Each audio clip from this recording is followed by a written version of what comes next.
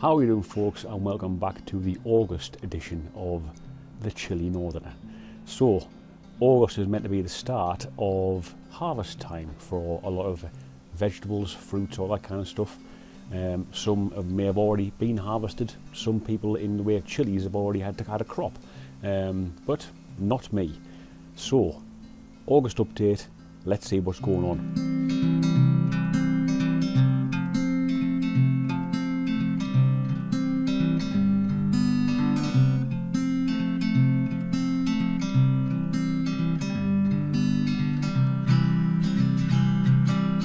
So I'll start you off with the Superhots again, just as I always do.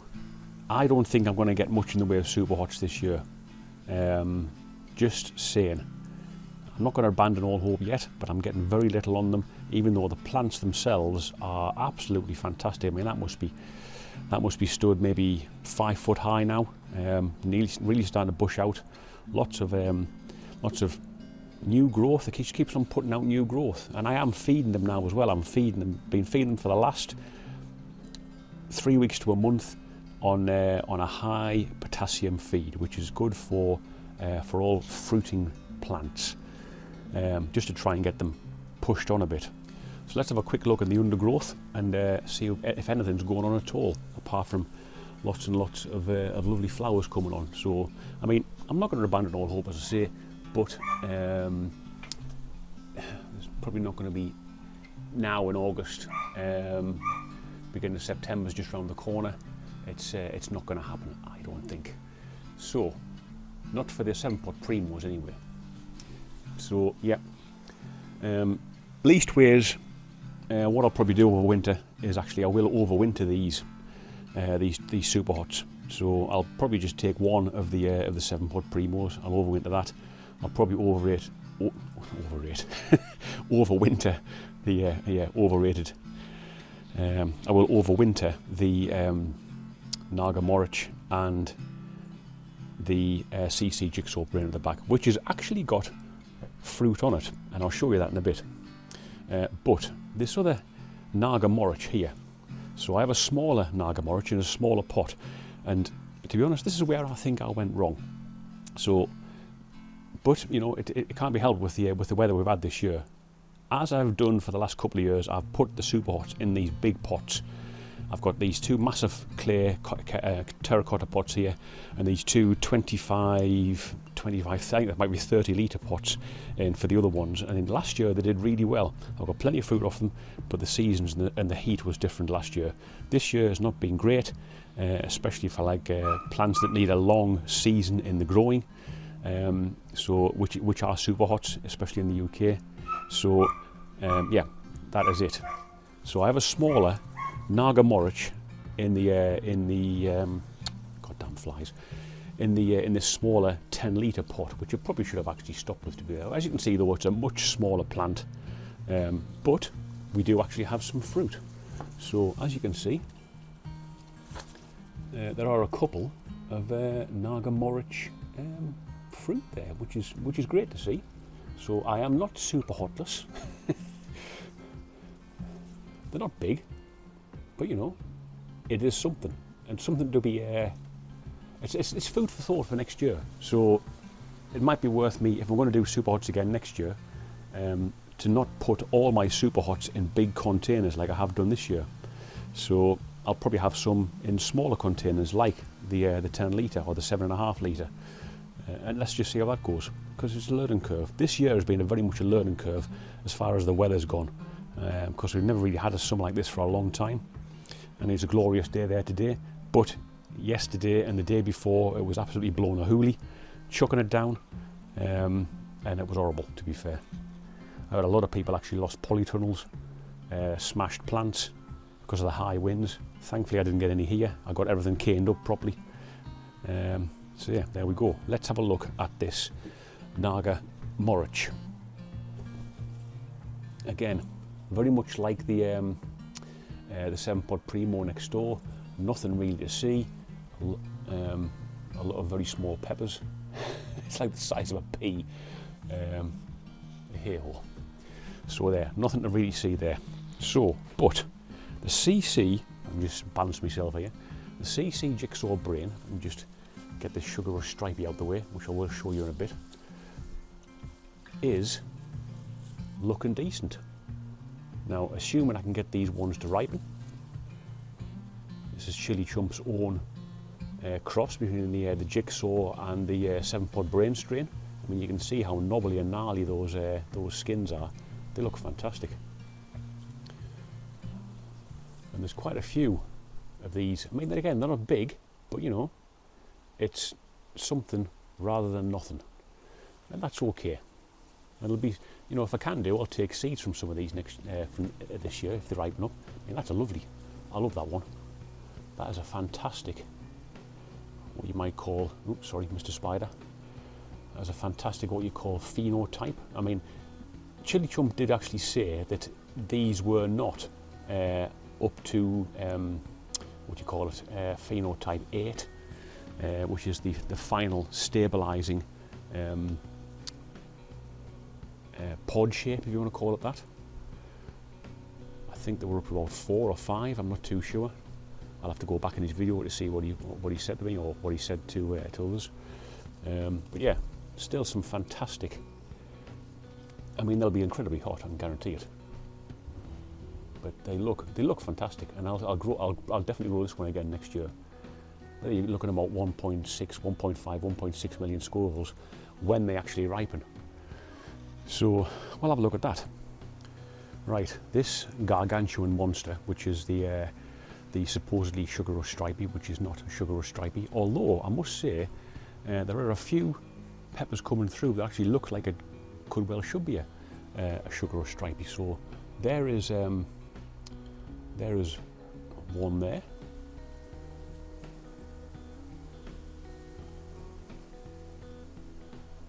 So that could well be that's more like a sugar rush stripey kind of shape. That as well. Still not very big, of course, but there's another one there. But just below, I mean, it's kind of strange because the ones on the top, and the crown of the plant are starting to come through this kind of like, you know, this more towards what it should actually be. This more kind of twisted, elongated shapes. There's another one just there. But below, where they first started coming on, you've got these very peculiar splodges. I wouldn't call them peppers. They're just like a massive splodge. They're quite a decent size.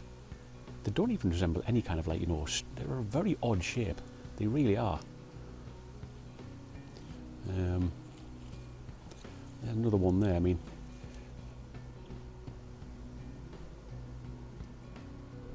I try to twist that so you can see around it without snapping the damn thing.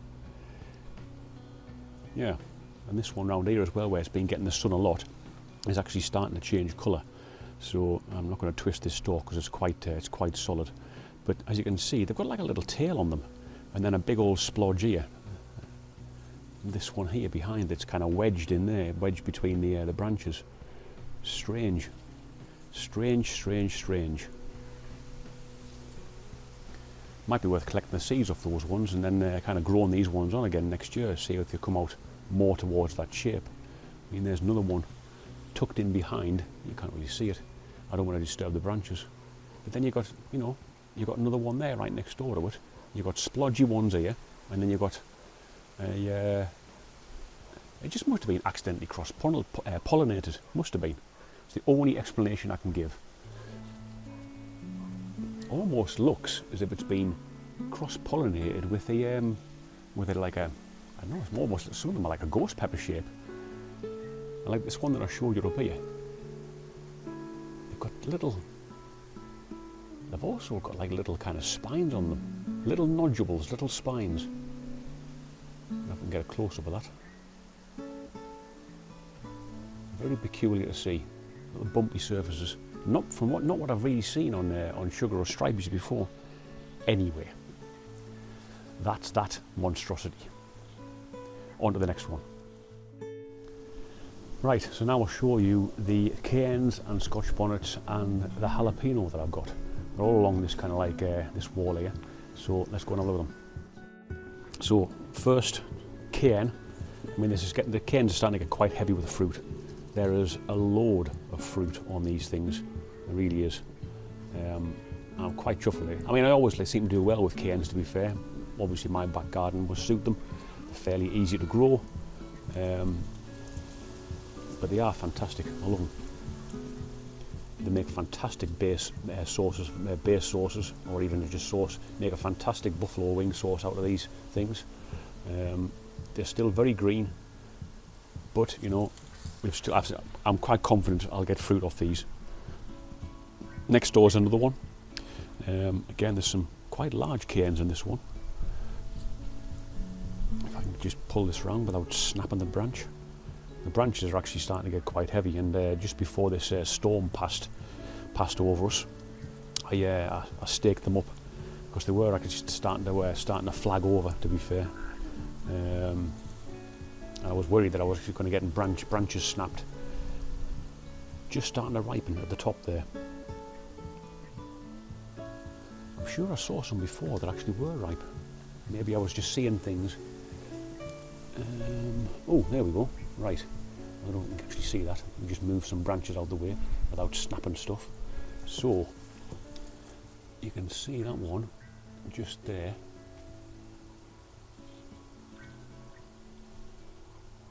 Just starting to get ripe on the end of its tip. They do go a very dark green first before obviously they've gone from that, which is a very kind of like a mid to light green, and then they start going to this. You see the end just starting to ripen. So yeah, all good. And there's another one through there. Actually, I never saw that one before.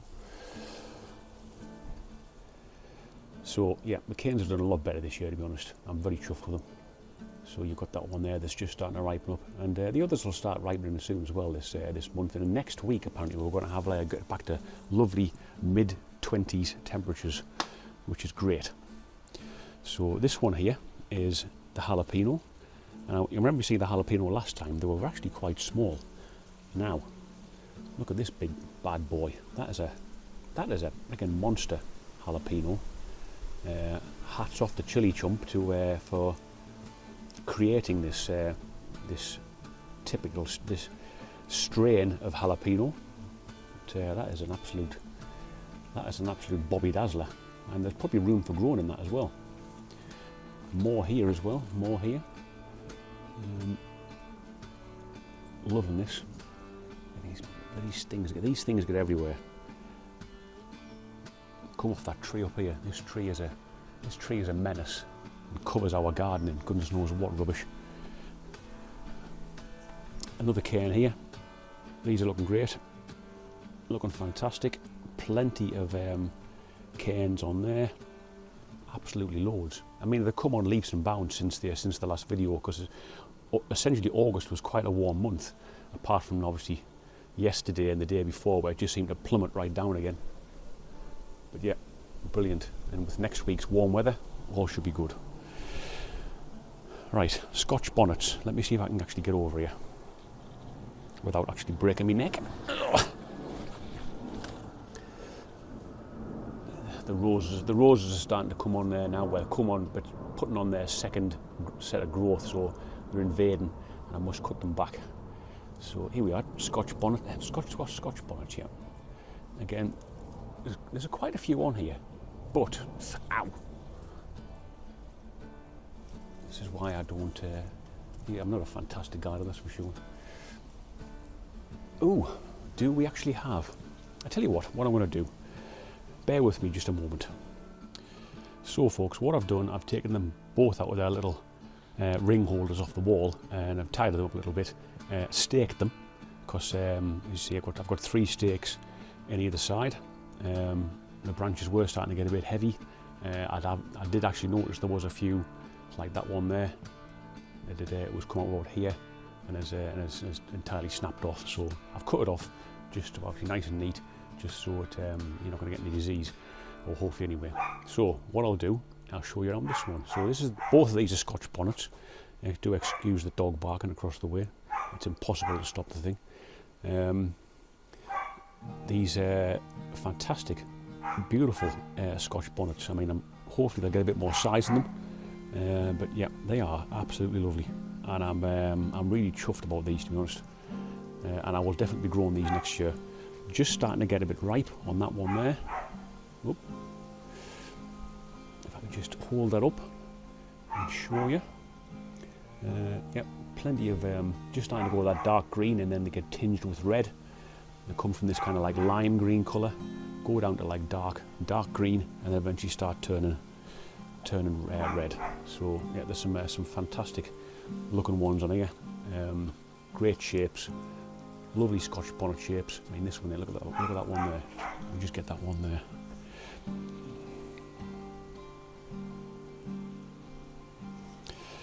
Oh, it's impossible to get to sometimes. So,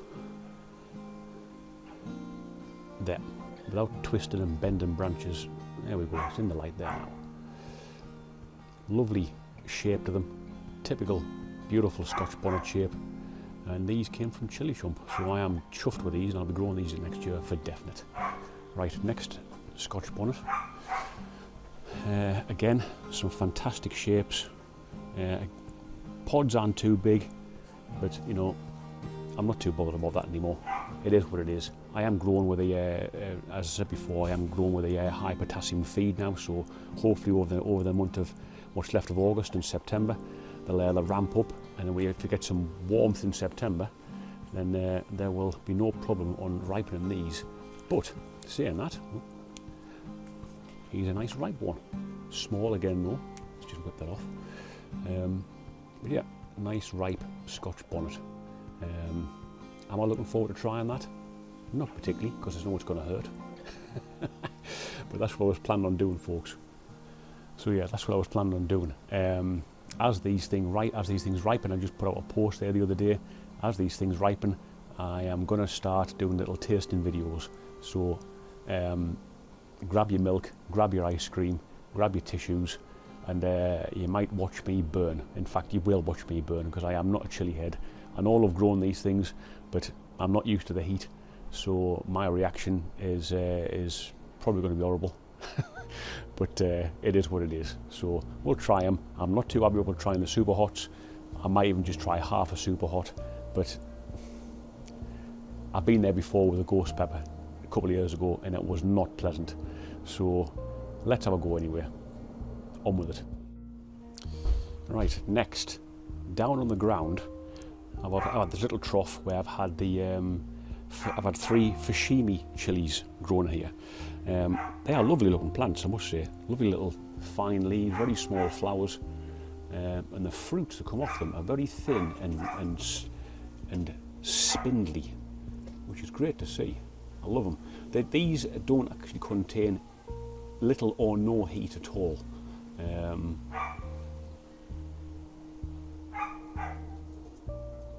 So they are classed as a bit like what you might want to call them snacking chilies. So yeah, they are lovely, and they've got some of them are decent size. You've got a couple there which look quite nice. There's a slight colour variation to the skins, which is lovely to see. I have already tried one of them before, so I know for a fact there's a lovely one there. I know for a fact they ain't hot at all. I don't know what they rate on the Scoville level. There's a lovely curly one.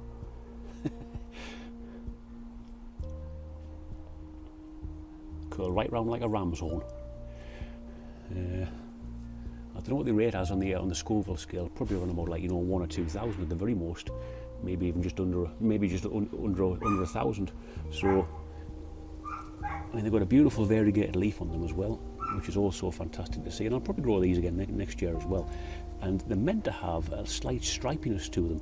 That one there does. You can see the kind of lime green and dark green stripes on them. Lovely looking plant. Definitely grow them next year. So this one in the corner was something that I didn't know what it was, to be fair. I can't even remember what I initially thought it really was, but what I think it is now is a habanero, a Trinity Habanero. So from the seeds I've had for quite a while. You can see there's a few pods coming on around the back here. Oops. Look at the camera there. You can see there's a few coming on around the back. Maybe a little bit too late for them now. I don't know if I'll get anything off them if they'll ripen up, but you can see they come in quite big clumps. It's a cracking plant, and when you actually grow them properly, unlike what I've done there this season, they fruit a lot. There's a lot of fruit come off them. So Trinity Habanero is a great one if you want plenty of fruit coming off them. So this one here again was another one which I didn't know what it was. Again, I thought it was something, then it turned into something else.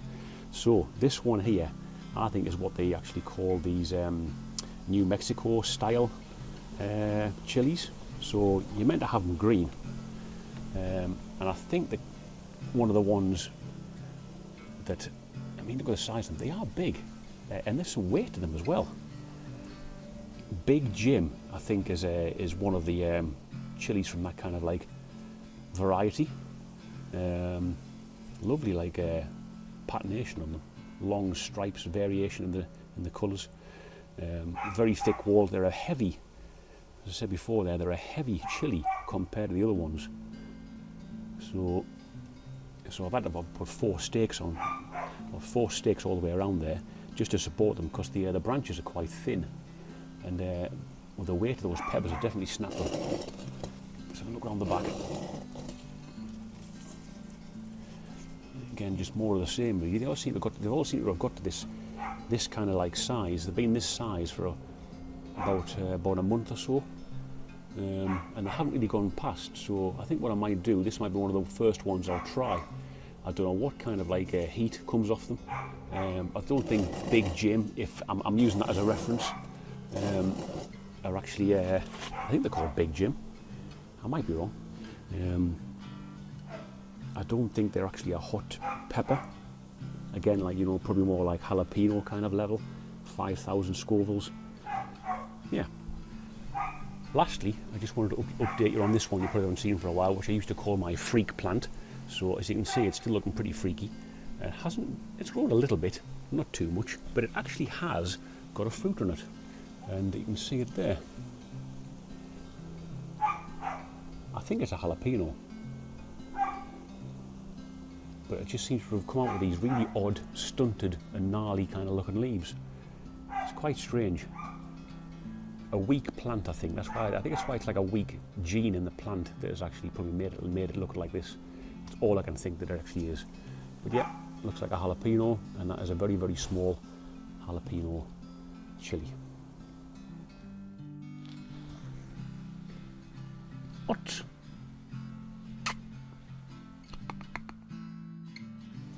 Alright folks, there is your August update done. Hope you enjoyed it. If you do, make sure you hit that thumbs up button, like and subscribe and all that wonderful stuff you've already been doing. Share them around. This is just like a little vlog kind of thing. I don't know if I'll continue it next year, but I'll address that towards the end of the year. If you want me to eat any of these ripe chilies as they come along, also make a comment down below, although I'm pretty sure I know what that's going to be anyway. But yeah, we'll see you in September. Fingers crossed that month is going to be nice and warm. We'll get these pods nice and ripe, and then maybe you can watch me burn. But until then, I'll see you soon, folks. Ta-da!